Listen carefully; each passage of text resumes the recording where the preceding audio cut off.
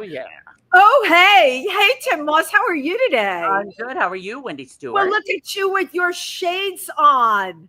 It is summertime, and we are in the middle of a heat wave. We are in a heat wave and a heat dome. Welcome to If These Walls Could Talk. We are cool as a cucumber here today because we are in air conditioning. And I am so sunburnt right now. I saw that I didn't know whether you were having a hot flash or you were sunburned. Maybe a little of both.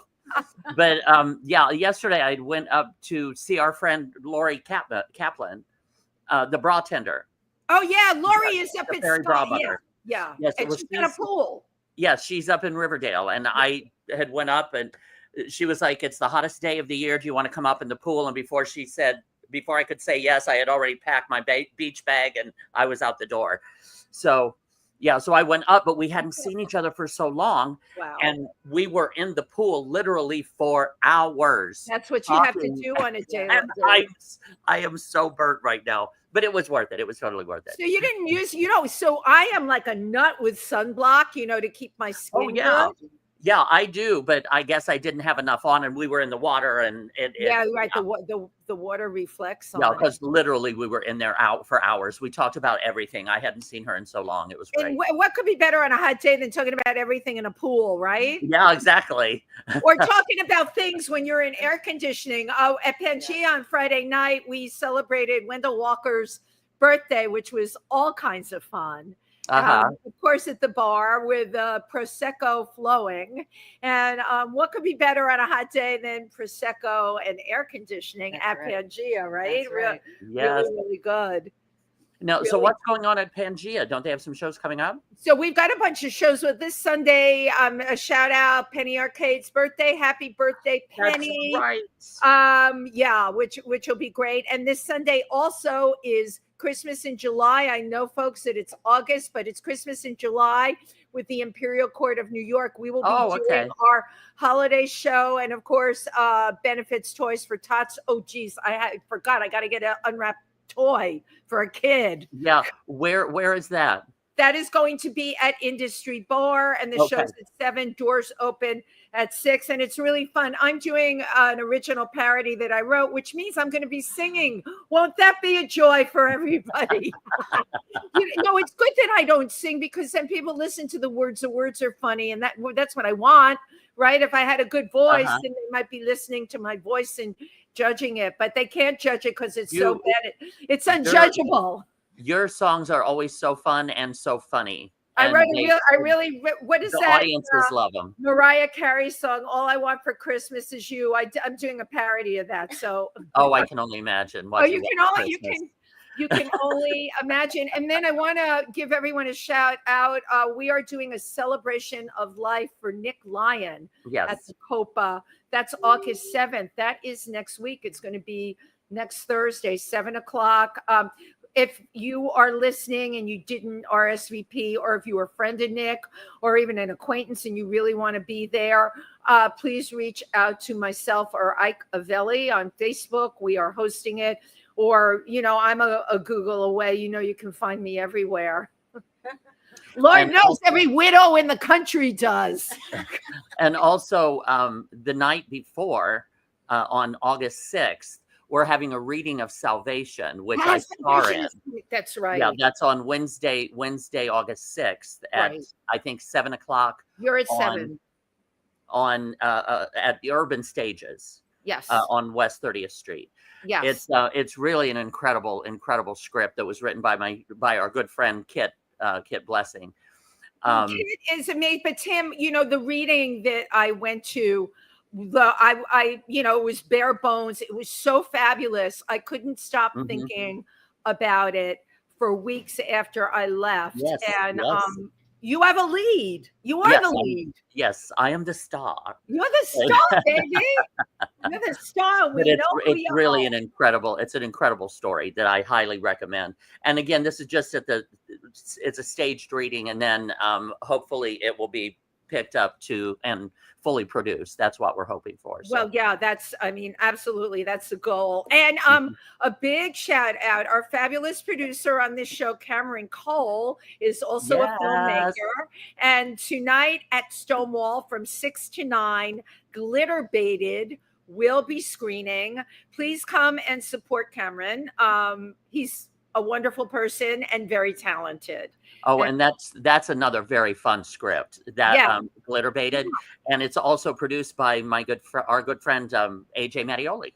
Yes. Oh, AJ! Oh, right. You said that, and Cameron directed it though. Also, Cameron wrote and directed it. Yeah, wrote and directed. I love that. I love how Cameron's so incredibly talented. Isn't that amazing? All the hats that people wear, and we know from hats Tym Moss, don't we? Oh yes, absolutely. So I was just looking back to see. I don't see if we. Oh my God! Speaking of Kit Blessing, their wedding was this last weekend. Gorgeous. It was incredible. It was it could not have been more perfect. It was absolutely wonderful. Wow. Kit Blessing and Melissa Wright, they got married, and I was one of the groomsmen, and I performed at the reception, and it was so much fun. And congratulations to them, really. Mm-hmm. A happy life filled with creative endeavors, right? Absolutely. That's what we want for everyone. And speaking of creative endeavors, this is also why I have my sunglasses on, is because our guest today is so cool. I love that. So cool. And our guest today shines. That's why you needed the sunglasses. Yes, absolutely. Okay. So our guest today is a powerhouse musician, a songwriter, an unapologetic advocate for women in music, which we totally love. Her unique soulful sound incorporates rock, rhythm, and blues through her lyrics of joy, pain, and loss. Love all those truths. Mm-hmm. She's currently signed to Orally Records. I probably didn't say that right, but I'm going to have her correct me. She touches her fans, musicians, and the music industry in her Women Who Rock online community. I had the pleasure of course, meeting her at the Parkside Lounge. She made me feel so darn welcome, and I loved her immediately. Please welcome Val Kinzler. Yeah. Come on in. Thank you so much. The hot seat. Yeah. And here we go. You have your glasses on. I'm among the stars, and the future looks bright, so I need this. Right. Well, I have to take mine. Very I have to take mine off so that I can read my notes. Yeah, I know, right? How are you, Val? My notes. I have to write big, and I have to write with a Sharpie, because otherwise I can't see a blessed thing. How are you doing, Val? I'm doing great. It's been a busy year, and I remember the very first time. First of all, I'm honored to be here. Thank you so much for having me. The first time I met Wendy was when I happened by Pangea for a screening of a film with my friend Ruth Starr, who Tim knows also. We love Ruth. Speaking of stars, and I think the title of the movie was Stars or something. And right, and that was what's his name who did Kobe that? Cole. Kobe did the music, but who is the person? We all know the person from LA. Oh, I hate when I have a brain fog. God damn it. But anyway, he had done it, and Rue was in it, and you and I talked right here that night. It was like a bolt of lightning. You know how people connect, and you can feel their heart through their presence. I love that. And I immediately gravitated toward Wendy. We gravitated toward each other, I dare say. And then when you showed up at our International Women's Day celebration, it was so great. I was like so happy to see you. You know? Because our community is struggling, as we know, with budget cuts and all kinds of crazy stuff. But I try to look at the bright side, because it's poetry in commotion. I love it. I create through heartache, and that's been my whole life. And we were talking about learning disabilities and things that people struggle with. It's all about how we use what we've been given, Thank you. And finding a supportive network. Right. And we have that here. And surrounding ourselves with people that lift us up. Exactly. Yeah. Exactly. Yeah. And using, like you said, the heartache to focus on the real emotions, Yes. but not letting it pull you down where you're immobilized, just sharing it with other people who shake their head and go, yeah, that happened to me too. Exactly. I remember as a young girl listening to, early jazz and blues and old school country songs. I love it. That was my healing, because my own family was, I don't know that there's any such perfect family in the universe, and I won't dwell too deeply on that, but I had a very interesting mosaic of afflictions, restrictions, afflictions. I love this. And addictions. Yes. Okay, you got us. Seriously. You got us right there. That is just hilarious, Tim. I love it. I love that. So I love my rock and roll family of enthusiastic advocates for the arts, such as you guys, because without that, I don't know. But also that mosaic you experienced early in life helped to form who you are today. That's right.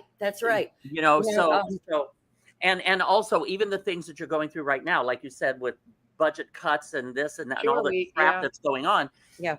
That still is fuel. We're going to fight harder for your art. We're fight harder, but we're gonna fight, and we're going to keep going. I mean, we refer to on this show as the administration. When that first came down, there were a lot of people who just went dark and silent and have stayed that way. And when they put things on social media, it's all about the horrific stuff, which we all know. Nobody here's putting their head in the sand, but we also know that we need to get out there and create and you're performing in front of an audience. You have a responsibility to make people feel good. We do. And we're entertainers, right?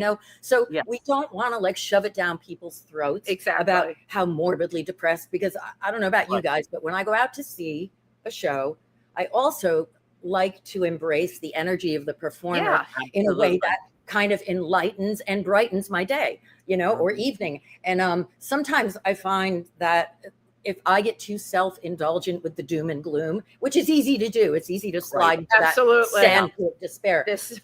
But always seek the inner light. And I think totally believe it. Yeah. Well, it's also just a matter of being authentic. Yes. And what makes an artist authentic is their soul. And just get up and let your soul shine. Yeah, those are the people, not the perfectionistic techies.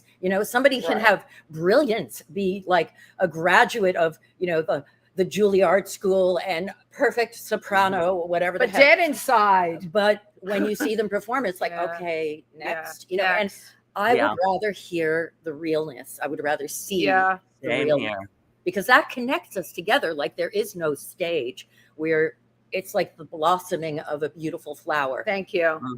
Yeah, because my philosophy is when I'm performing, I like to share my humanity with your humanity. Exactly. Yeah. And you look at your audience, when you connect with them. Yes. One of the things she did when I went to this women's event at the Parkside Lounge, and a shout out now to Lori Tower. Lori, who brought all of us together. I have met the most amazing women in rock because of Lori Tower, but not only that, they're women who support other women. Val was running around the room. She had like a purse with CDs in it. She was hawking merchandise in the middle. She was emceeing, hawking merchandise, performing. I never saw somebody do so many things. And I'm like, oh my God, this is the kind of thing that there were t-shirts. Were there t-shirts that night too? There were t-shirts, right? You know what? That makes people feel like so at home and so included. And I knew a couple of people there, but I came by myself, which is something I have had to learn. The night I met you here, you were by yourself. I was. I had to learn. I know, Tim, you've been doing this for forever. Tim shows up by himself.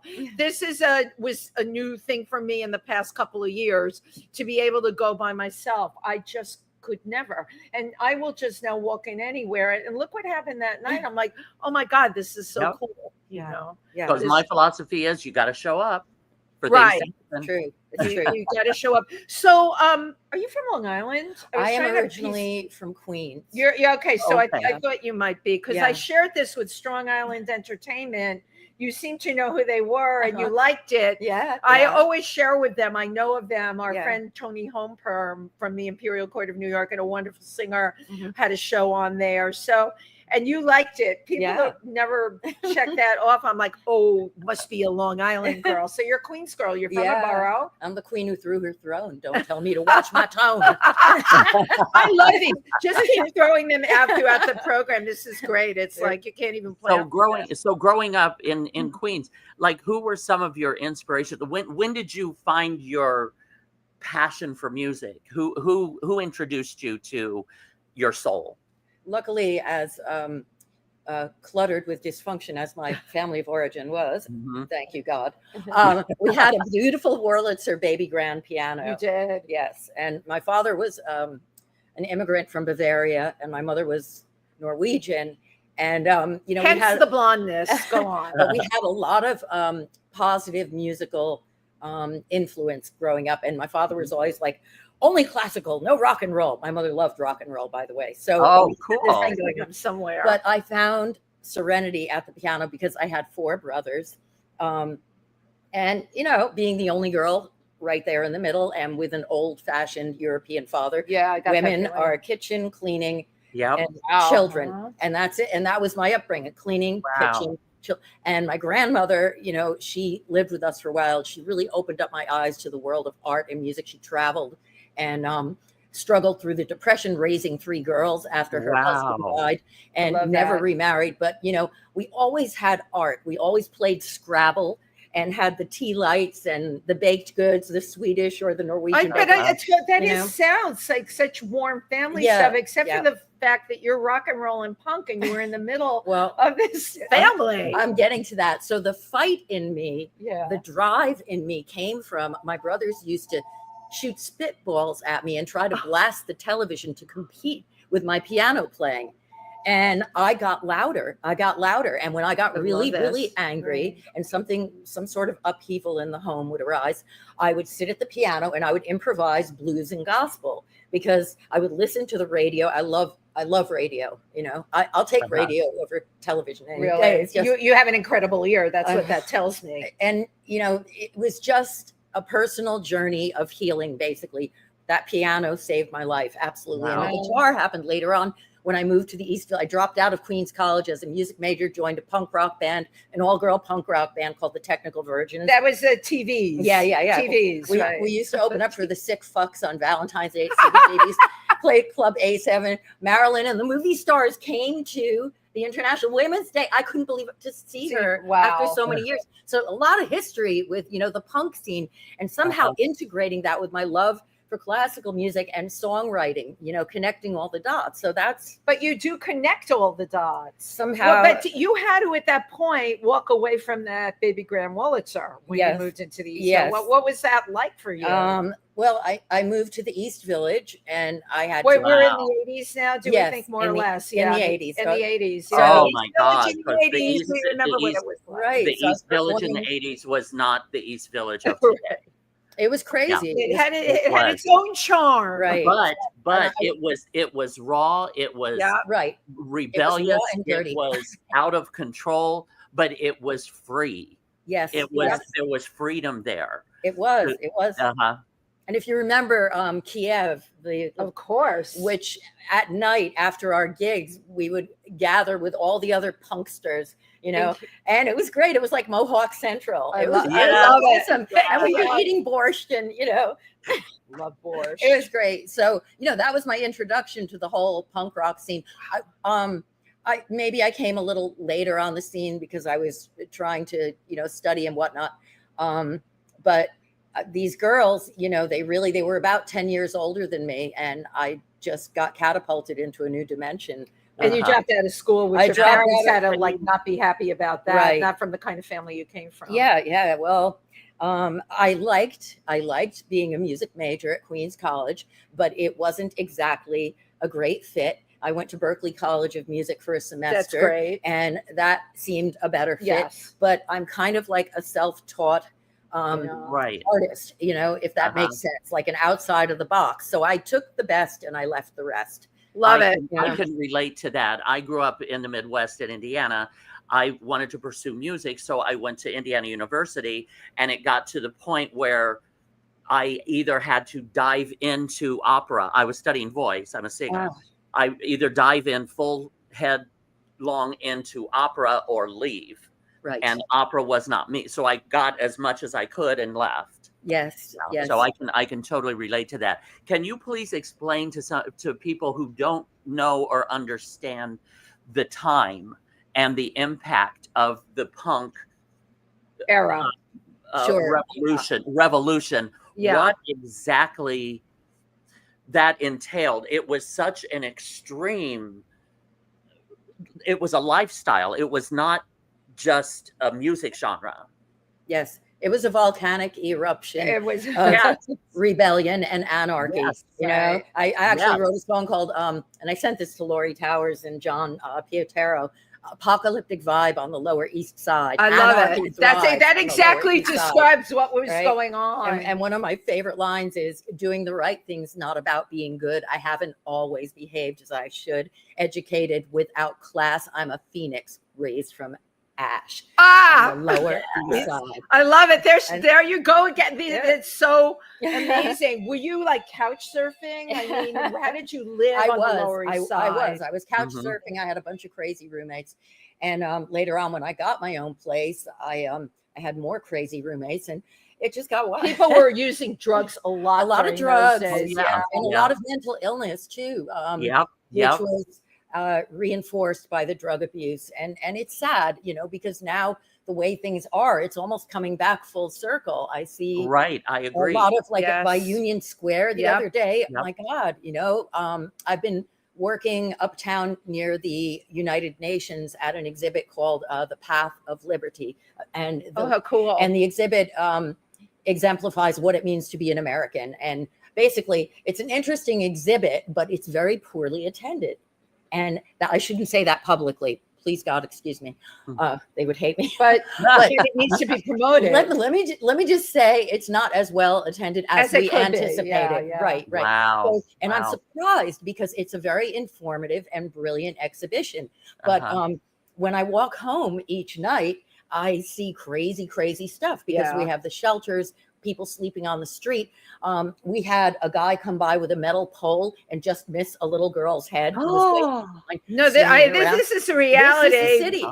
And I remember walking home through the East Village in the 80s, and people like throwing bottles and missing my head, and all kinds of crazy stuff like that happened. And it's happening again. And it's happening again. It's overwhelming. But again, we have a very blessed, strong community here. And I think that in retrospect, whatever happened back then, even if it does, you know, seem to come, we have many fond memories of how it inspired our creativity and reinforced our strength to move past the bullshit. But you also, what's so impressive, how did you survive it? What's your personal story to survive? I worked. Okay, my second CD was titled Resume for a reason. It's like an anti-cover-up letter. Like you could never fit on one piece of paper all of your history, all of those character building experiences that make you who you are, right? Nor would they be considered socially acceptable. Especially, it would be socially rejectable, especially in the corporate world, right? So basically, I titled it Resume because I've got stories that are rooted in New York City, the broken ballerina, the junkie next door, and everything kind of came full circle when, after working as a counselor for the Department of Education, the bureaucracy, after 3 years, we kind of butt heads. I did a lot. So wait, I love it because we're jumping ahead here. We have you couch surfing, and now you're a counselor. Right. There was a lot that happened. What happened in between? We got all escape. That's amazing. I lost my youngest brother to a heroin overdose, and I'm so sorry. Simultaneously, I was invited to do something at Duquesne University through Women in Music, a wonderful organization, by the way, and they gave me a guitar camp scholarship, and I played my song, The Junkie Next Door. One woman's ceilings, another one's floor. She finally married the junkie next door. Wow. Basically, it deals with domestic violence in correlation to drug addiction. And all the kids were so riveted into a conversation, of course, about, you know, friends, family, and struggles they were having around addiction and how to deal with it, and para addiction. How do we survive this, and how do we not become addicts ourselves to survive this? So I created Music Cool World, a songwriting program, and got hired by the Department of Education. And we did a Silence the Violence concert for that was featured alongside Sesame Street and Songs of Love on Wow. WFUV. Oh. A lot of great stuff, you know, but artists are idealists, and the bureaucracy needs to have things lined up like on their little conveyor belts. Yeah. We talk about that all the time. And they have to be proven things. Right. And sometimes there's a lot of cooks in that kitchen too, so you're Yes. waiting for approvals from a bunch of people. Yeah, and towards the end, it seemed that they were hiring new administrators that had a military background. Oh God! I swear to God. And they knew nothing about prevention, addiction. Right. I mean, I won't say they knew my nothing. They were God. smart people, but I don't think that their background was really the best. Anyway, learning styles, teaching styles, as we know, it runs the gamut, but that's not necessarily going to be embraced in our public school current, you know, teaching Curriculum, curriculums. right? Exactly. Right, exactly. So I was doing something more aligned with music therapy, teaching the kids to be more Nice. self-actualized. And after 3 years, my heart was in my hands. I wrote my letter of destination, and that's the resume CD. Okay. Your letter of I love that. Instead of letter of resignation, Exactly. letter of destination. Yes. I love that.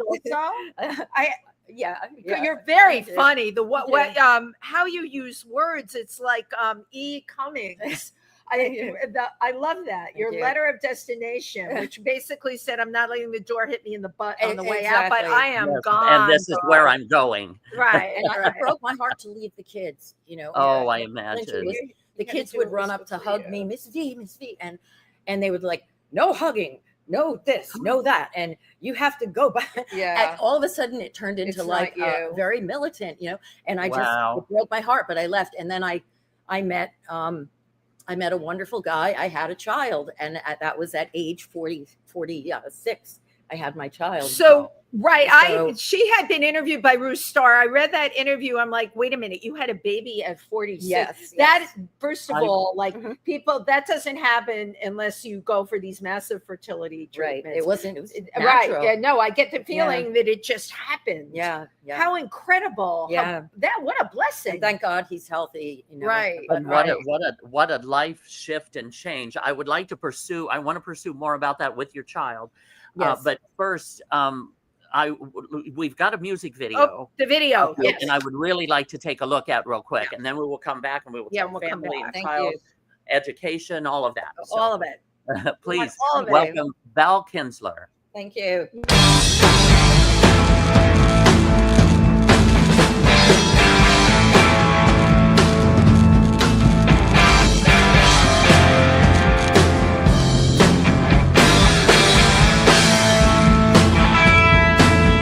Changed the radio station when our song came on.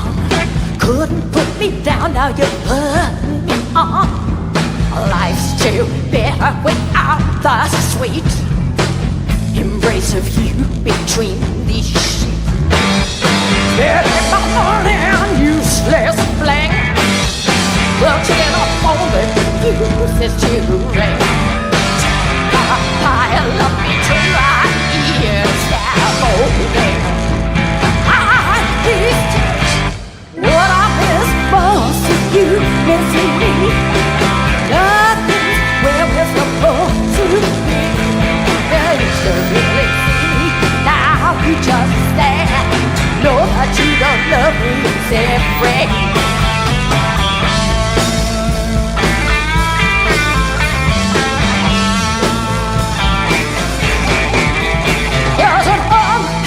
Suitcase where we slept on a bed of lies and disrespect. Strong Christmas lights around my dream that pulled the plug on my self-esteem.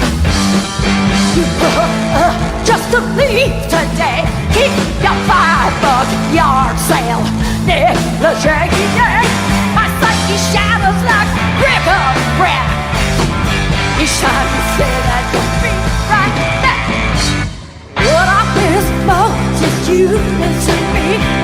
And I can so hardly got your great bands on, but the truth still stands.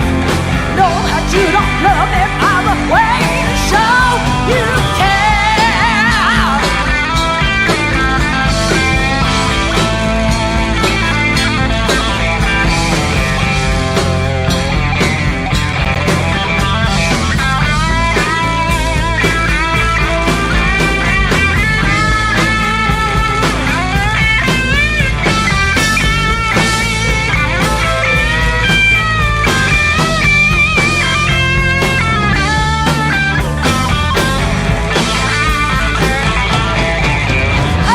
What I miss most is you missing me.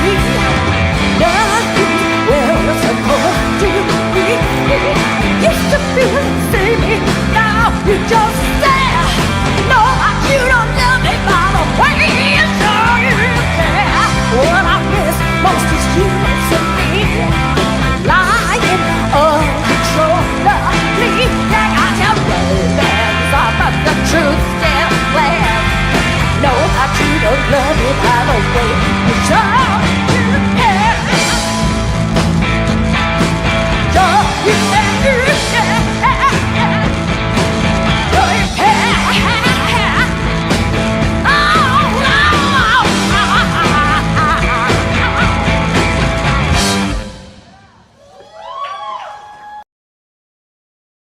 Yes. Thank you. How powerful is she? Oh my God, you come from like way down below. Way your feet down, and way rolling deep. it up and out, and yeah. Yeah, way down, way Thank you. deep. That great, and everything she does is like that too. Yes, yes. What is your secret to sustaining you? I use infrared red light therapy in my room. I have these clip lights that I got. Tim, we got to do this. Keep going. It's really good. They're Okay. like $22.50 a bulb, like at Home Depot or Ace Hardware. And you get the shade. You have to make sure it's the correct shade. It's like the lights they use to like hatch chicken eggs and flip them. So I have like this metal bookcase in my room, which I found on the street, by the way. I find all my furniture on the street. This is great. Of mine too. One of the pluses of living in New York City. People can't take it with them, so you grab it up. But I clip those lights on and I sit under them. And I've also been doing grounding therapy. And I know there's a lot of controversy, people saying it's a placebo, blah, blah, blah. I don't know what it is even. So yeah, Okay. please. Okay, grounding is like, well, for instance, if you take off your shoes and you walk on the beach, you're going to be connected with, the vibration of the earth. It's called Right. earthing or grounding. Earthing. And basically all the free radicals from our cell phones and our devices, which are ultimately divisive, right? Yes. It's damaging the connection, the body and psyche connection. So when I saw a video that an engineer friend, actually my friend, my ex-bandmate from Validation, Mick Oakleaf, is very, very smart and wise. Him and his wife are very evolved with homeopathic stuff. And he turned me on to this grounding technology. Now, the way they depict it online isn't necessarily legible to in layman's terms. I think it's kind of a misrepresentation. But if you actually take the risk and do it, it's a cumulative effect. And what I realized was I wasn't remembering my dreams. There was a distinct disconnection. And as artists, I mean, I don't know about you, but I've gotten so much inspiration waking up in the morning. And wait, what was that I just heard? This is an idea. First thing, fresh in the morning, some idea comes out from that cloudy space between asleep and awake, right? So there was a disconnect. And I saw a video with a young lady who was explaining how the grounding reconnects our psyche to our body. So I do this. I warm up my vocals under the lights while I'm grounding. I know it sounds so wait, I need the whole scenario. You don't have any shoes on. I'm naked. But so we have to be totally naked. Well, you don't have to be, but it's more impactful. It's impactful. And you have the lights on. Exactly. That I'm getting from Ace Hardware or Home Depot. Yes. And you can either purchase a grounding mat, or you can purchase grounding sheets. I have the sheets, the pillowcases, and I have a grounding mat. But I made a homemade grounding mat. How did you do it? What's it? Just a cookie sheet. A cookie sheet. And a wire. So you get a very low voltage of electricity, a little alligator clip, which my friend made for me. And I put an aluminum foil strip around my ankle, and I put my feet on the cookie sheet. Okay, I'm worried about being electrocuted right now. Can I order this online? If it comes from Amazon, it'll be safer. You're scaring me with that. I'll turn you onto the website where I got some of my stuff. Yeah, thank you. Don't worry. But tell me what it does for you. Keep the cookies on your cookie sheet. It's fine. I don't think. Tell me what you feel when you're doing this. I want to know it calms me down. I got my son to do it. It helps to refocus. Rebalance your energy. I would think. And most importantly, I've gifted a couple of friends with grounding sheets and mats as well. basically, and they're noticing the difference. So I started recollecting my dreams again and dreaming vividly. Right. And I said, wow, there's got to be something to this. But again, it gets, like me with my artwork and singing and everything, we all get mixed reviews, honey, but that's not necessarily a bad thing. Right. So I know that it works for me, and I know that it works for the people that I've turned it on to. And I think it's helped my skin, equalizing my energy levels, calming me down, but yeah, of course. Well, that's one of the things. Lights and the mat, right? You could just use, they have infrared red light saunas now and such, and they're like, oh, you're going to lose a ton of weight. Blah, blah, blah, blah. Just go to get your own lights. And, one of the things I have observed is just with all of the devices that constantly being pulled in every direction, we're losing our connection with nature. Absolutely.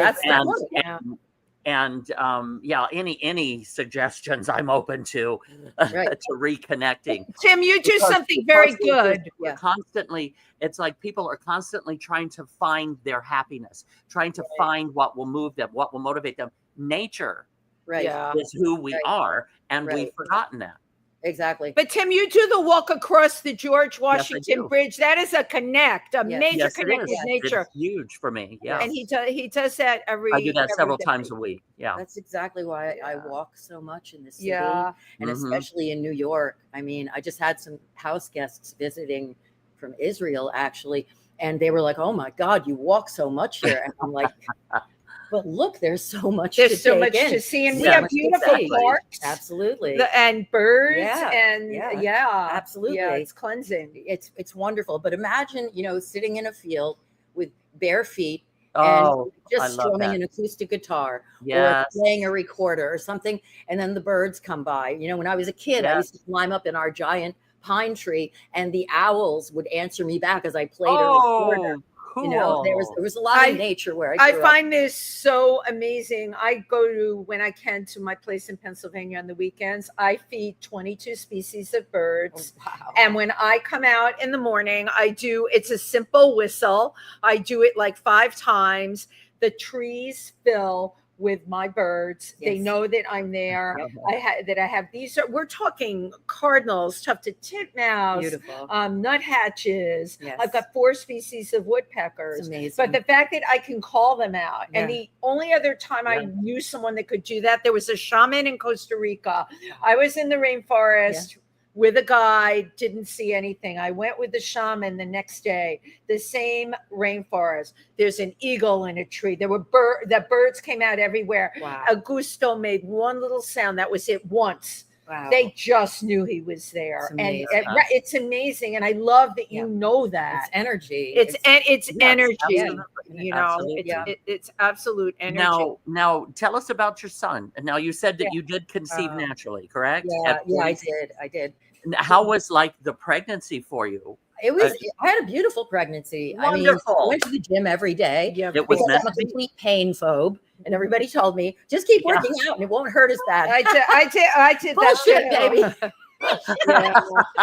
It still hurts, okay? Yes. And I had to be induced.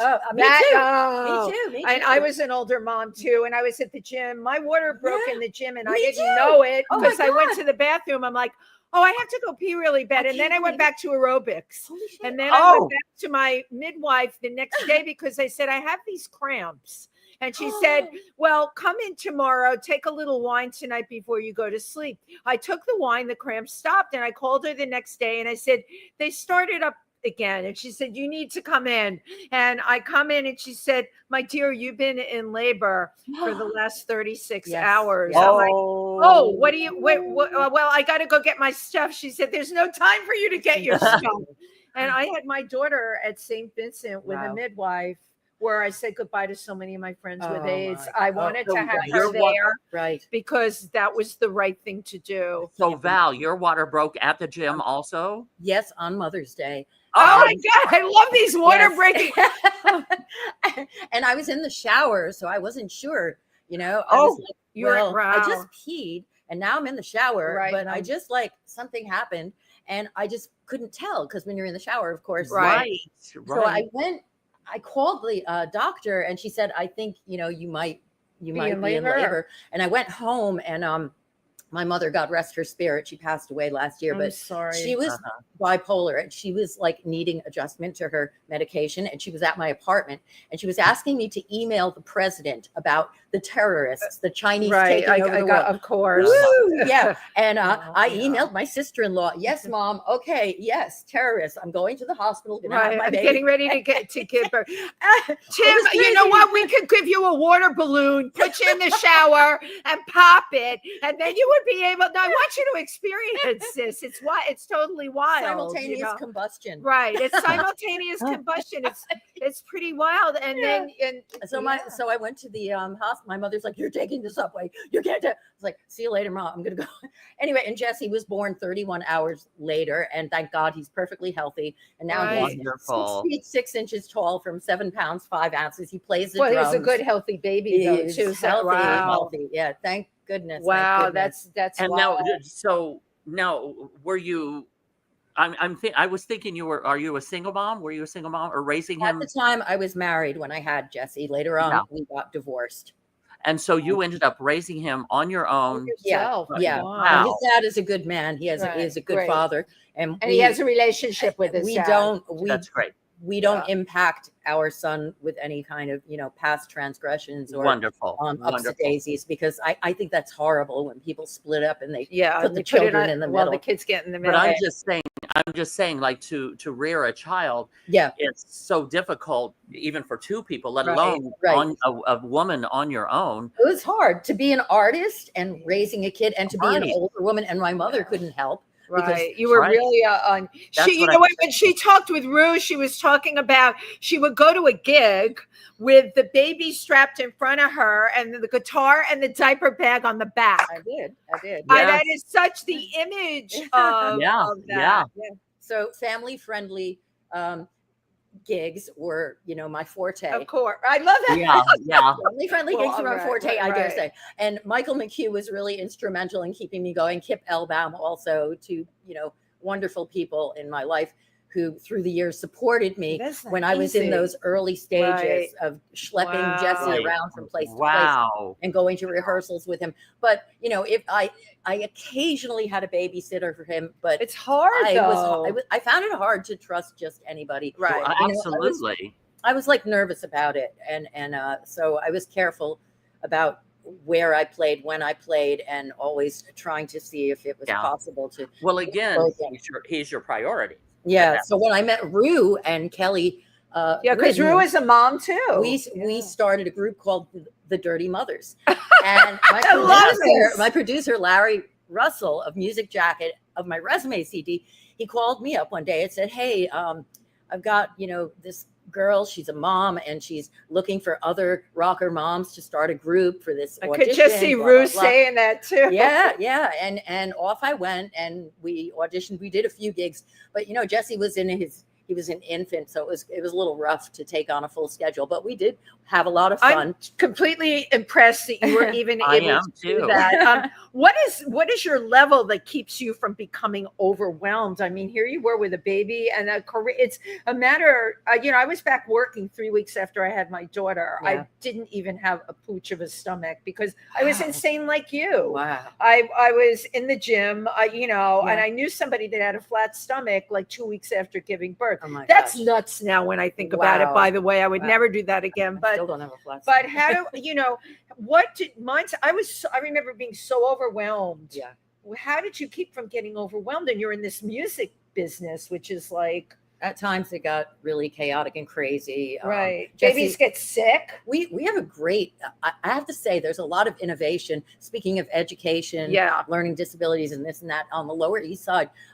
Jesse got into a very good pre-K. And I was so grateful to the educators there and the principal. I love that. They were really, really hands-on. Can you say the name of it too? It was East Village Community School. Okay. And wonderful, wonderful staffers. Bradley Goodman, who's an artist himself. We just did a Parents Who Rock thing at Bowery Ballroom. I totally love it. Conceptualized. Right. And he really supported the arts and the children.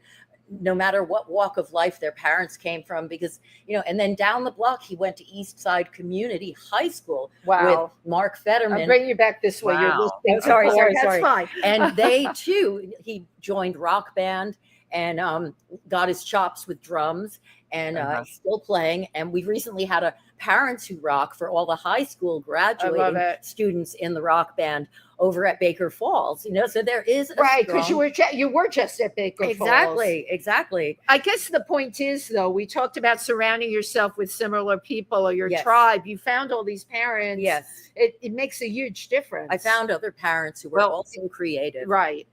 But also, I mean, all through time when you moved to the East Village and discovered the punk community has always been a main factor for you. Yeah. And definitely. Then you're taking community along and creating community as you go along. And that which kind of leads us into the women's, the work with women. Can you please introduce us to that or tell us about that? Yeah. Well, one thing I noticed, I was working with a nonprofit label called Recording Artists Development, and wonderful people, Philip Carroll, great producer. And I just realized that there wasn't a heck of a lot of support for moms in music. I realized that for some reason, and I don't know why, it's not the correct model for every single female personality to join forces with other women. Some of them just want to be like in their own private Idaho.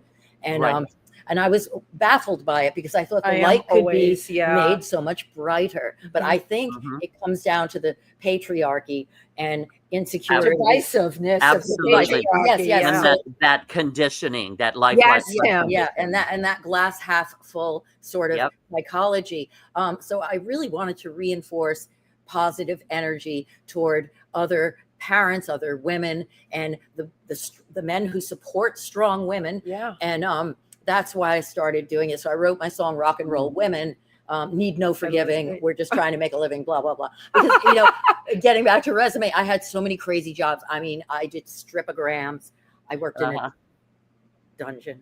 You work. I love it. Location is everything. I was a stylist for cross-dressers in a dungeon in the 80s. Oh, come on. Okay, this is long. You have me at that. Yes. That's brilliant. Yeah, truth. But a lot of this stuff, as I said, it would be completely socially unacceptable. But nobody was judging. But those are the best. Those are the best. They're the best. Yeah. I want you to write a book. I want to read about these things. But I have to specify that the devil's in the pigtails, baby. That's it. Devil horns and pigtails. Right. Oh my God! Whatever fetish you're into. That's my next record. But anyway, but obviously not while I had my child. Because that business is crazy. Right. And as an entertainer in the acting school, I met a husband and wife team, and they had a company, and we would write catchy parody lyrics to popular tunes and go do these parties. And I felt comfortable because there was always a guy and a gal, and they were bikini strips, so it wasn't like a huge, right. You had a funny song and you stripped to a bikini. It's all good. Exactly. Family friendly. Right. Family friendly until they introduced me to a guy who was literally a pimp, and that did not go too well. So I had to get out of that. You got out of straight to bartending and race dressing and all that shit. I know, but you've worked in schools and everything else. So I would say Val certainly runs the gamut, doesn't she? It's quite a resume. It is, and that's why you called your album Resume. Yeah. It is quite a resume. One thing I wanted to talk to you about is what we were talking about before we came on the air was, no, it's not dyslexia, but what is? Yeah. What do you? I think it's pronounced dyscalculia. I'm not familiar with that, and that is a condition that it's kind of a form of dyslexia, but it involves more numbers and directions, and it happens in moments of stress. Like you could all of a sudden have a blur and start seeing things backwards. But as I was telling Wendy earlier, I read signs backwards sometimes, and I get inspiration for song lyrics, and that's I think this is a brilliant thing to have.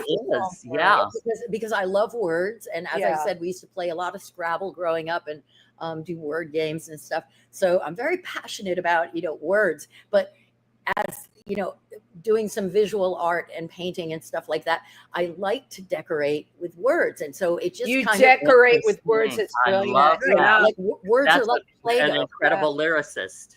Thank is, you. is Right. decorating with words. Yeah. Right. That's why I asked you, or do you Yeah. do a lot of spoken word? Yeah, I do spoken word. I haven't performed recently doing that, but I'm going to get back into I'm it again. completely intrigued But by it. also- So is but Tim, you also- have to do that. Thank you. But for also, us. but also, you would have had to have worked 3 to 4 times harder Yeah. with words and all of that if they're going Yeah. in different directions. Like, Yeah, exactly. you know, POTS is backwards for stop.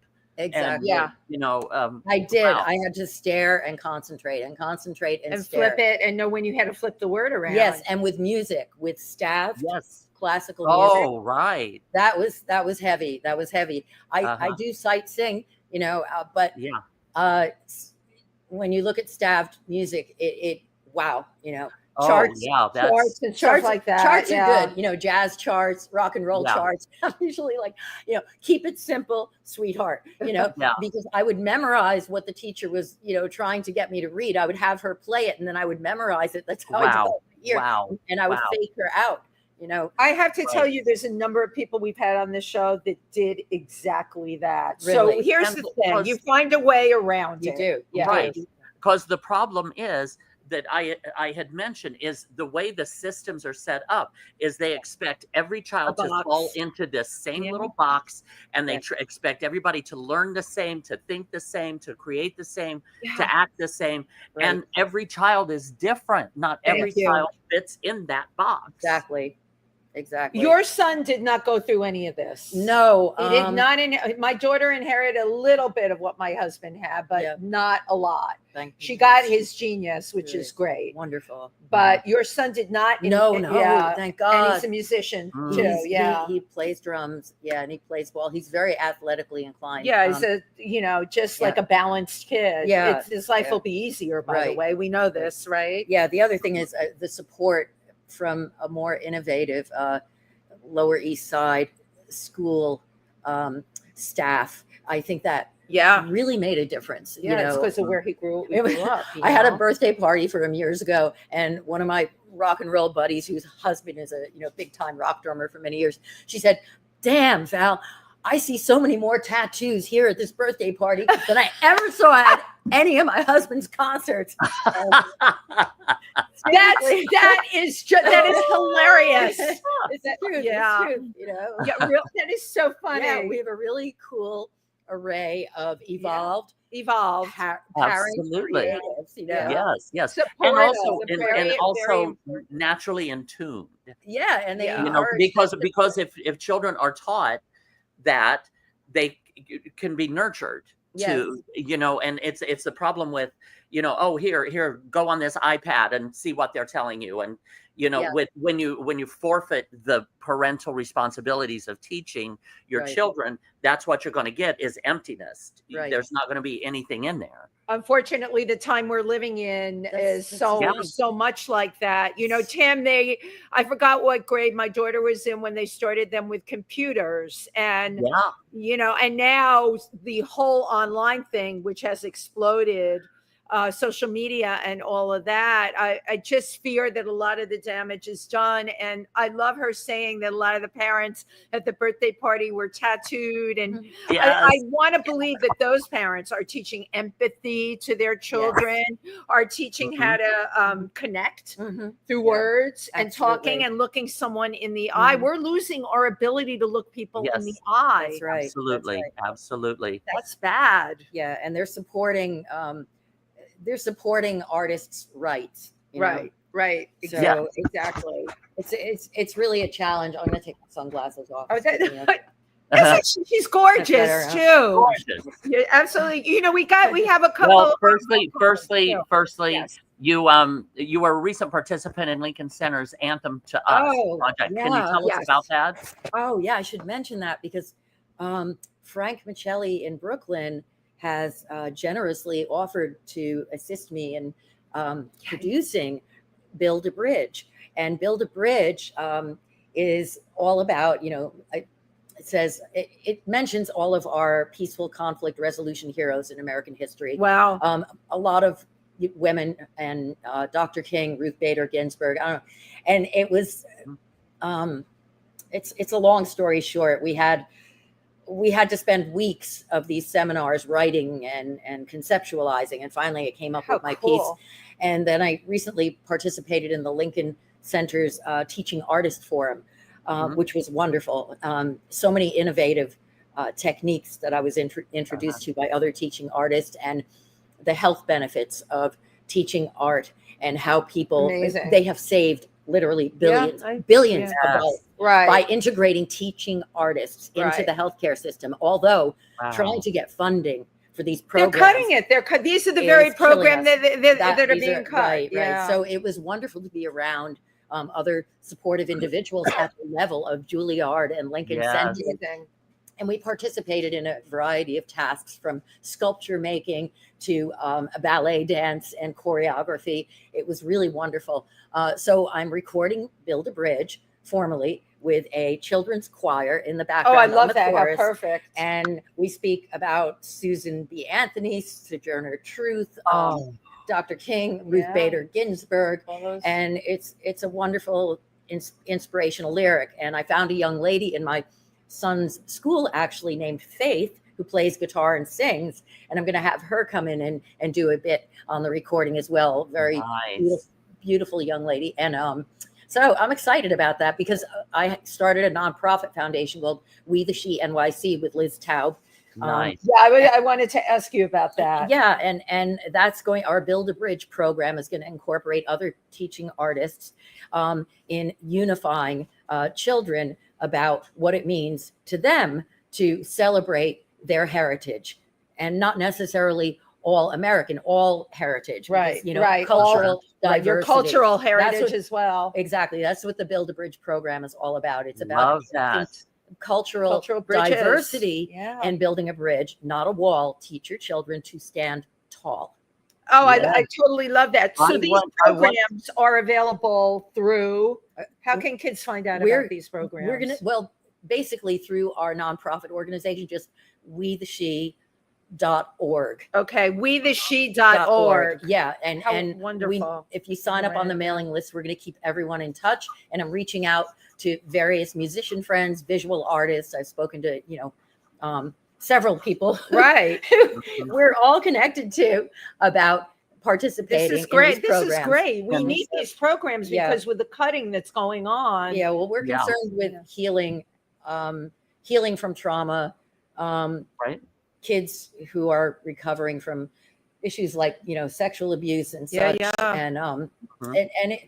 And it's not exclusive to women. We only said We the She because initially when we founded the nonprofit, it was myself, female artists, women, Bio Lizzie, Liz Taub, and Marilyn Larkin. Marilyn Larkin, by the way, is doing this amazing Unbent program. And she is a powerhouse doing like a bodybuilding, natural bodybuilding competition now. So, these, through every person that I've touched base with, through We the She, through New York City Women Who Rock, there's been like a domino effect going upward. See, they're all such dynamic women, too, and you're all paying it forward. Yeah, because everyone is hungry for the healing. Yes, I love that. That's another song, "Hungry for the Healing." Hungry for healing. Yes, absolutely. Exactly. For healing. Well, yes, we do have some messages that came in. Our dear friend Ikevelli says hello.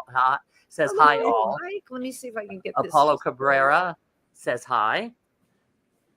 Oh, and Ike also says salvation is amazing, which I appreciate.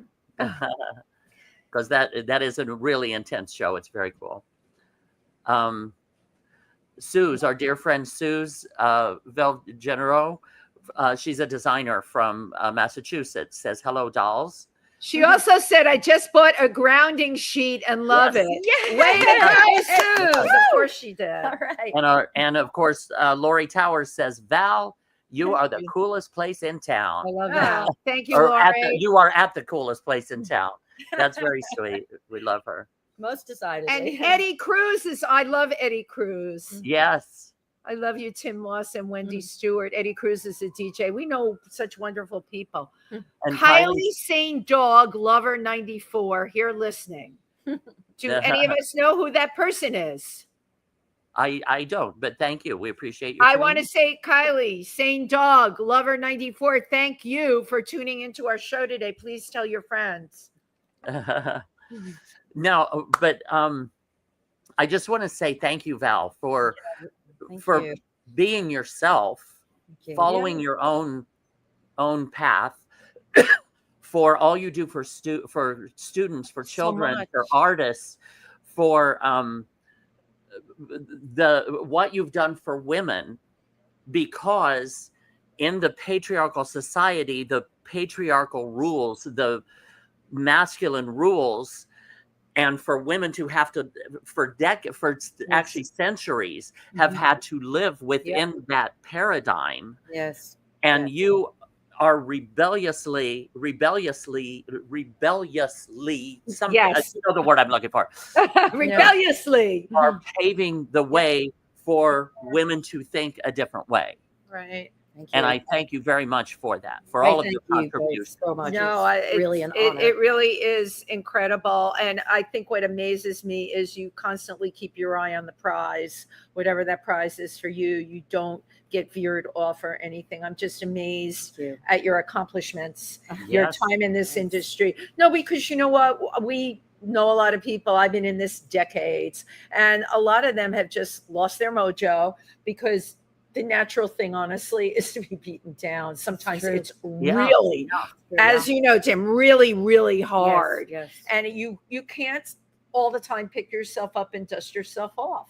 No, you have to use what you've been through, no matter how hard, no matter how difficult, because there's always someone else who needs to share in whatever you went through and reflect upon their own hardship. Right. And that is where the healing occurs. Yeah. Absolutely. And there are also patterns too. Yes. That repeat. And you can learn to avoid stepping into that same same trap again. Yeah, exactly.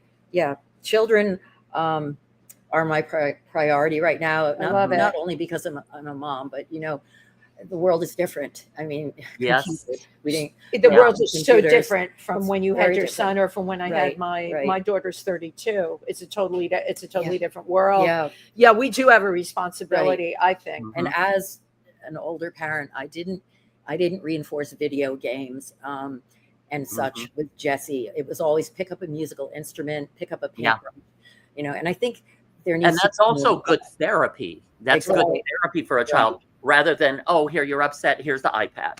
Exactly. So what we're looking to do with We the She is to integrate multidisciplinary arts so that children learn to use their hands. And the visual. Learn that, you know, I too can use my life to write a script, to be a poet, you know. Well, that these things matter. Exactly. And not to be shamed, to dignify rather than stigmatize. Absolutely. Oh my God, Val Kinzler. Oh, we love Val. I love you too. Thank you. This has been a real joy. Thank you. Thank you for being here with us. Thank you. And Tim, always great to see you. Thank you, everybody who tuned in today. Have a good rest of week. I'm going to cliche it. Stay cool. It's supposed to get better. Thank you. Bye, everybody. Bye.